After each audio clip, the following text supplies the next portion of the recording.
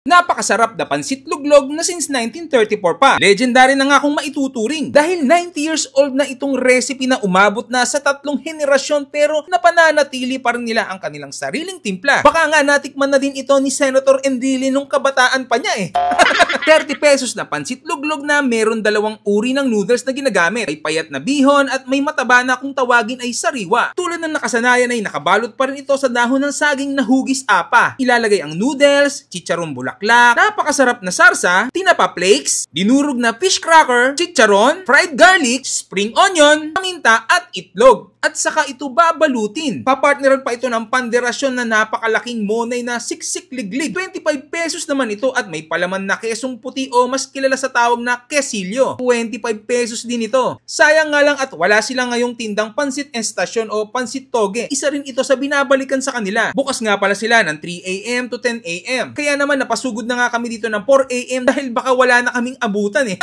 Natagpuan na natin yung legendaring palamukan. So, squadron na kakahanap namin. So, ito na nga po. Hello po. Magandang good morning. Hello po. Kayo po yung owner, Tay, ng itong palabok na ito. Balita ko po, ito raw po talagang legendary. Tama po ba? Ano naman yung since 1934? 16, ano po? Since 1934. Since 1934 pa to? Ano po yung palabok niyo po? 30 lang po yan. 30 lang? Since 1934 po, 30. Hindi naman. Ano yun, nung unang at langit. Parang 2 pera lang yata yung... 2 pera lang. Sige po, pa-order po na isa po. Ano ba gusto nyo? Mataba pa yan. Dahil mataba po ako, yung payat muna po. Ano ba kakaiba? 2 po. Isang payat na lang po at saka isang ano. Bali nakalagay po siya sa ano. Ano ba yung anahaw? Yung ano to, banana leaves. Banana leaves. Dahon ng saging. Dahon ng saging. Okay. Ano po yan, Tay? Ito yung mga, yung mga taba ng baboy. Taba ng baboy. Tapos, ginigisa. Yun.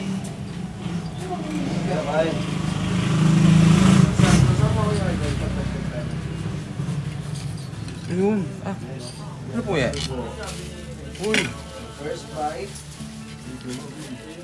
Dito nga yan sa Nana Heleng na matatagpuan sa Barangay Biwas sa Cavite. Pagpasok mo lang sa Barangay Biwas sa kaliwang side ay makikita mo na ito. At yan, titikman na natin yung palabok dito ni Nana Heleng. Yan. So since 19, ano pala to? 1933? 1934. 1934, 1933. 34, ayan oh. Pansit estasyon ang kung tawagin. So grabe, hindi raw natin siya masabing legendary kasi nga baka may mga nauna. Pero isa sila sa mga nauna talaga dito. Kasi ito yung payat. Ito yung payat na pansit. So tikman na natin. Nakakatakam, amoy pa lang, promise. Ayan oh, tikman natin.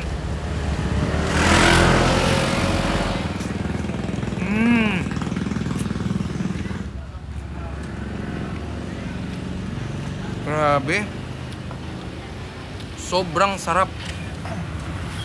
Malasang malasa. Lagyan natin to ng tinatawag nila kamyas. So parang natural niyang pampaasim. Hindi siya ano. Tikman natin kung masarap ba.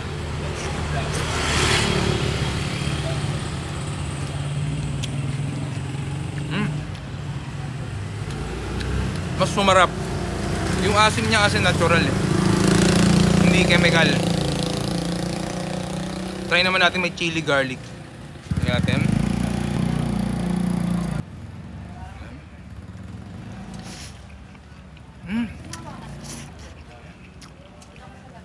Ang galing. Sakto lang yung anghang niya. Ang sarap nung crunch nung kamyas. Hindi siya ganun ka nakakakilig yung asim. Pero nandun yung touch ng asim niya.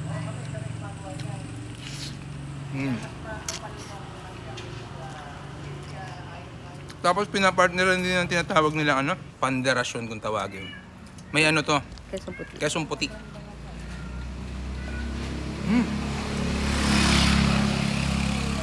Mga to?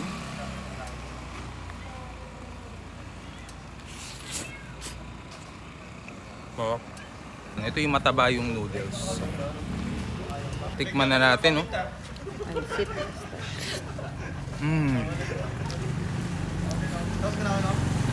Bale ito, nakapang take out siya. So kung gusto nyo kumain, pwede kayong umupo doon. Meron silang dine-in area. Sabi ngayon lang ako nakatikim ng ganito. Meron palang ganito sa Cavite. Ngayon ko lang nalaman. Lagi tayo nasa Maynila eh. Sarap. Sabi. Perfect ka partner talaga nito. Panderasyon. Ayun, may kesong puti. Ang laki ng tinapay. Sarap. Bali yung texture niya, doon na sila nagkaiba. Pero sa lasa, parehas lang. At kasi malaki eh. Mataba yung mismong noodles. Tapos medyo parang may pagkamalagkit siya. Yung mismong noodles niya. Yung pinagkaiba nila. So sa mga gusto pumunta dito, ang stress ng umaga, open na sila kaagad. 10 AM, sarado na kaagad sila. Kasi mabilis maubos. Tingnan mo, mukhang ano na to, mukhang papakyawin na ni Kapodrip. Paano? Hanggang dito na lang. Paalam. Napakasarap na pansit luglog na since 1934 pa. Legendary na nga akong maituturing dahil 90 years old na itong recipe na umabot na sa 3 henerasyon pero napananatili pa rin nila ang kanilang sariling timpla. Baka nga natikman na din ito ni Senator Enrile nung kabataan pa niya eh. 30 pesos na pansit luglog na meron 2 uri ng noodles na ginagamit. May payat na bihon at may mataba na kung tawagin ay sariwa. Tulad ng nakasanayan ay nakabalot pa rin ito sa dahon ng saging na hugis apa. Ilalagay ang noodles, chicharong bulaklak, napakasarap na sarsa, tinapa flakes, dinurog na fish cracker, chicharon, fried garlic, spring onion, paminta at itlog. At saka ito babalutin. Papartneran pa ito ng panderasyon na napakalaking monay na siksik liglig. 25 pesos naman ito at may palaman na kesong puti o mas kilala sa tawag na quesillo. 25 pesos din ito. Sayang nga lang at wala sila ngayong tindang pansit estasyon o pansit toge. Isa rin ito sa binabalikan sa kanila. Bukas nga pala sila ng 3 AM to 10 AM. Kaya naman napasugod na nga kami dito ng 4 AM dahil baka wala na kaming abutan eh. Natagpuan na natin yung yung legendaring palamukan. So, 4 na kakahanap namin. So, ito na nga po. Hello po. Magandang good morning. Hello po. Kayo po yung owner, Tay, ng itong palabok na ito. Balita ko po, ito raw po talagang legendary. Tama po ba? Ano naman yung since 16, 1934? ano po? Since 1934. Since 1934 pa to? Ano po yung palabok niyo po? 30 lang po yan. 30 lang? Since 1934 po, 30. Hindi naman. Ano yun, nung unang at langit. Parang 2 pera lang yata yung... 2 pera lang. Sige po, pa-order po na isa po. Ano ba gusto nyo? Mataba pa yan. Dahil mataba po ako, yung payat muna po. Ano ba kakaiba? 2 po. Isang payat na lang po at saka isang ano. Bali nakalagay po siya sa ano. Ano ba yung anahaw? Yung ano to, banana leaves. Banana leaves. Dahon ng saging. Dahon ng saging. Okay. Ano po yan, Tay? Ito yung mga, yung mga taba ng baboy. Taba ng baboy. Tapos, ginigisa.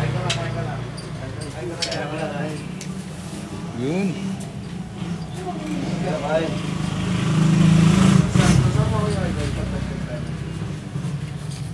Yun. Ano po yan? Uy. First bite. Dito nga yan sa Nana Heleng na matatagpuan sa Barangay Biwas, sa Cavite. Pagpasok mo lang sa Barangay Biwas sa kaliwang side ay makikita mo na ito.